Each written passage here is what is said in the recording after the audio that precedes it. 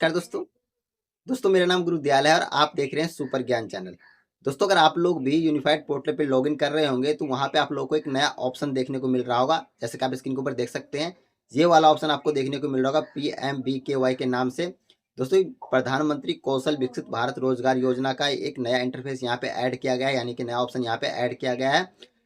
अब दोस्तों बहुत सारे लोग जो है इस ऑप्शन से कन्फ्यूजन में हैं और वो जब इस ऑप्शन में क्लिक करते हैं उनको नोट एलिजिबल बताता है। तो वो कहते हैं कि सर ये ऑप्शन जो है नोट एलिजिबल बता रहा है, हम क्या इसके लिए एलिजिबल है या नहीं है। यूट्यूब पे बताया जा रहा है कि 15,000 रुपये आपको मिलेंगे, कैसे मिलेंगे, यहाँ पे नोट एलिजिबल बता रहा है।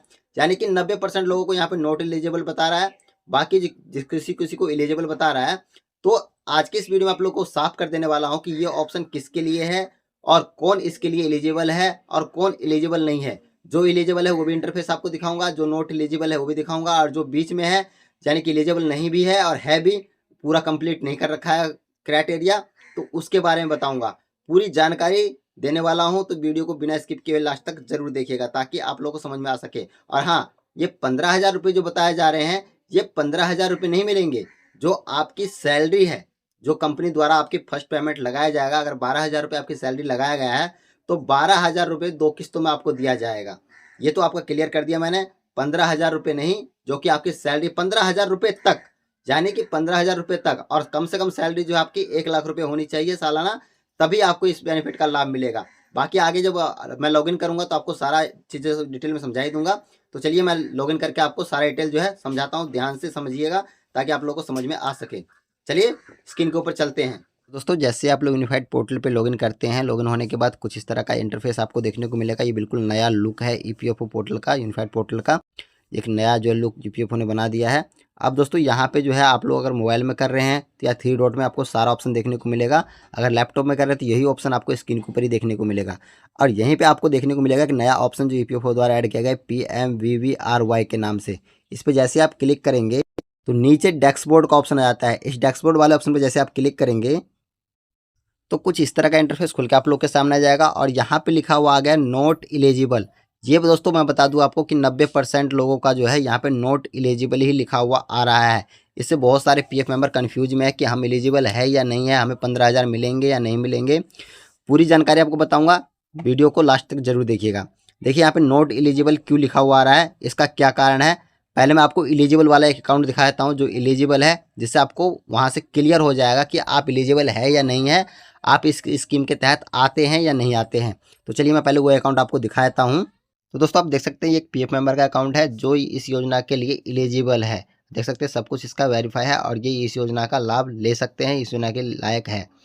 अब दोस्तों आपका यहाँ पे नॉट एलिजिबल क्यों बता रहा है, तो यहाँ पे इसका क्राइटेरिया बताया गया। देख सकते हैं क्राइटेरिया बताया गया है। यहाँ बताया गया है कि अगर आपकी ज्वाइनिंग डेट 1 अगस्त 2025 से लेकर 31 जुलाई 2027 के बीच में है, तभी आप इस योजना के हकदार हैं। और इतना ही नहीं दोस्तों, बिल्कुल फ्रेशर बंदा होना चाहिए जो पहली बार 1 अगस्त 2025 को जिन्होंने ज्वाइनिंग किया वो पहली बार ज्वाइनिंग किया हो उसने, और पहली बार ही उसका UN क्रिएट किया गया हो, तभी इस योजना के लायक वो है। उसके बाद यहाँ बताया गया कि UN बायोमेट्रिक वेरीफाइड, यानी कि आपका UN जो है वो बायोमेट्रिक के द्वारा वेरीफाई होना चाहिए। जैसे कि आप अभी देख ही रहे होंगे, जो भी व्यक्ति किसी कंपनी में नया ज्वाइनिंग करने के लिए जा रहा है तो उनका उमंग ऐप के द्वारा UN जनरेट किया जा रहा है फेस ऑथेंटिकेशन के द्वारा। तो यहाँ पे यही बताया जा रहा है कि बायोमेट्रिक के द्वारा आपका UN जनरेट होना चाहिए, तभी आप इस योजना के हकदार हैं। तो यहाँ पे क्या हो रहा है दोस्तों, बहुत सारे लोगों ने जो है 1 अगस्त 2025 से पहले ज्वाइन किया है या बाद में भी ज्वाइन किया है, तो उसका UN नंबर जो है पहले से बना हुआ है, तो वो उसको इस योजना का लाभ नहीं मिलेगा। जिन्होंने पहली बार किसी कंपनी में जॉब करना स्टार्ट किया है और अपना UN जो है 1 अगस्त 2025 के बाद जनरेट किया है, क्रिएट करवाया है, तो वो इस योजना के हकदार हैं। उसके बाद यहाँ बताया गया फर्स्ट कंप्लीट मंथ कंट्रीब्यूशन। अगर आप इस योजना के हकदार हैं तो यहाँ पे जो कंपनी आपका पहला किस्त जो डालेगा वो यहाँ पे शो हो जाएगा, यहाँ पे कंप्लीट लिखा हुआ आ जाएगा क्राइटेरिया। उसके बाद बताया गया आधार सीडिंग इन ABPS, यानी कि अगर आप इस योजना के हकदार हैं और इस योजना का लाभ आपको मिल रहा है तो आधार सीडिंग वेरीफाई होना चाहिए। जिस बैंक का आपने KYC कर रखा है PF अकाउंट में, उसी बैंक के साथ आपका आधार लिंक होना चाहिए, यानी कि NPCI लिंक होना चाहिए, तभी आपके आधार से जो लिंक अकाउंट होगा उसी में पैसा डाला जाएगा।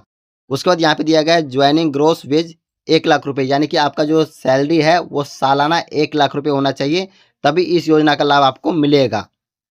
और यहाँ पे एग्जिटिंग फ्रॉम एलिजिबिलिटी एम्प्लॉयमेंट, जो यानी कि अगर आप नौकरी छोड़ते हैं तो यहाँ पे जो है आपका 1 साल के भीतर अगर नौकरी छोड़ते हैं, किस्त लेके नौकरी छोड़ते हैं, तो यहाँ पे आपका शो हो जाएगा। नीचे को रहेंगे तो आपकी कंपनी के द्वारा जो भी कंट्रीब्यूशन जमा किया जाएगा वो यहाँ पे आपको देखने को मिलेगा, यानी कि फर्स्ट इंस्टॉलमेंट जमा किया जाएगा तो यहाँ पे आपको देखने को मिल जाएगा, सेकंड इंस्टॉलमेंट जमा किया जाएगा वो यहाँ पे देखने को मिल जाएगा।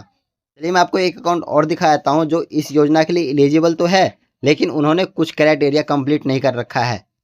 आप दोस्तों ये देख सकते हैं, इस पीएफ मेंबर ने ज्वाइनिंग डेट जो है वो ठीक है, इनका कंप्लीट है, बायोमेट्रिक से यूएनबी जनरेट कंप्लीट है, लेकिन इसकी कंपनी ने अभी तक फर्स्ट इंस्टॉलमेंट जमा नहीं किया है, यानी पहला मंथ का जो सैलरी जमा नहीं किया है, इनको नहीं दिया है, तो यहाँ पे क्राइटेरिया कंप्लीट नहीं है।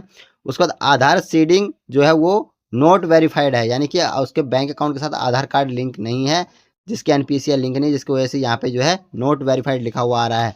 ग्रोस सैलरी जब इनका पहला जो है पेमेंट जो दे दिया जाएगा उसके बाद यहाँ पे ग्रोस सैलरी वेरीफाई हो जाएगा। और यहाँ पे अभी ये ज्वाइनिंग किया है इन्होंने, नोट एग्जिटिंग है, यानी कि अभी काम कर रहे हैं इस कंपनी में। ये तो समझ में आ गया होगा। और यहाँ पे जो बताया जा रहा है कि 15,000 रुपये आपको मिलेंगे, तो दोस्तों यहाँ पे मैं आपको क्लियर कर देना चाहता हूँ कि 15,000 रुपये आपको नहीं मिलेंगे।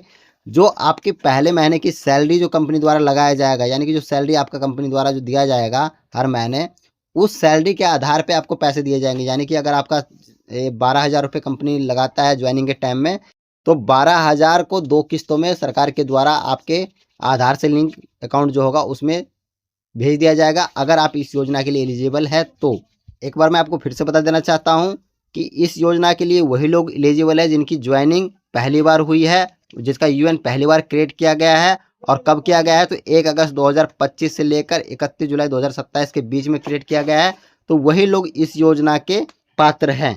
इसके अलावा जिनका ज्वाइनिंग डेट पहले का है या पहले से यूएन क्रिएट है, ज्वाइनिंग बेशक से 1 अगस्त 2025 को किया है, तो उनको इस योजना का लाभ नहीं मिलेगा। तो दोस्तों ये थी छोटी सी जानकारी जो बहुत सारे लोग कमेंट करके पूछ रहे थे कि हमारा नॉट एलिजिबल लिखा हुआ आ रहा है, क्या हमें इस योजना का लाभ मिलेगा नहीं मिलेगा। तो अब आपका क्लियर हो गया होगा कि इस योजना का लाभ किसको मिलेगा किसको नहीं मिलेगा। अगर जानकारी आपको हेल्पफुल लगा हो तो वीडियो को लाइक कीजिएगा, चैनल को सब्सक्राइब कीजिएगा और अपने दोस्तों के साथ साथ ही फेसबुक ग्रुप में शेयर जरूर कीजिएगा।